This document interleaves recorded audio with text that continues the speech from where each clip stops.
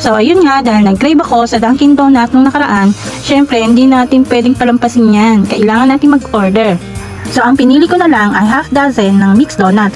Pumili lang ako ng gusto kong flavor. Ang in-order ko nga ay double chocolate, glazed donut, old fashion, long john, at pistachio frosted. Umorder din ako sa per piece nila ng pistachio cheesecake. Ayan, add to cart na nga natin yan. Okay. At meron din silang promo na 113. Ibig sabihin, for 13 reals, meron kang isang drinks at meron ka din isang donut. Pipili ka ng hot drinks or cold drinks. So, ang pinili ko nga ay yung cold drinks nila na ang flavor ay pistachio frap.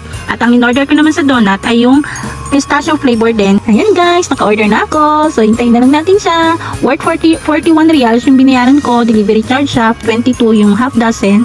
And then, yung 13 reals. And then, yung may nag-add ako ng isa pang piece na flavor din niya is pistachio. Kaya, mabit siya na 41 reals.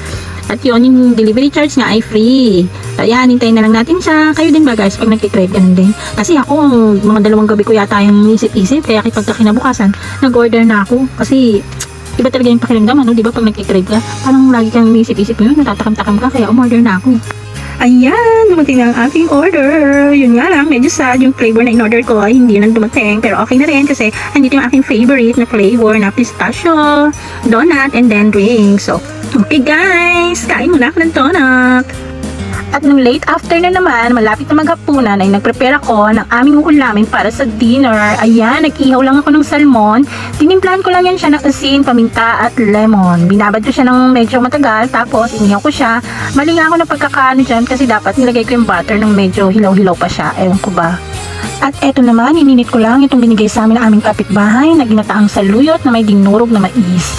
Yan, yummy yan guys. Ayan, ininit ko muna siya dyan. Habang ininit ko naman, hinugasan ko itong mga hugasin para pagtapos ko magluto, wala na ako masyadong hugasin. Malinis na ang lababo, diba? Binalikan ko naman itong aking init-init. Ayan, medyo okay na siya. Mainit na siya. Patayin na natin yan. At kunin naman natin itong ating inihaw na medyo nasunog-sunog na. Muntikan na naman. Ay, naku, Joby, ikaw talaga.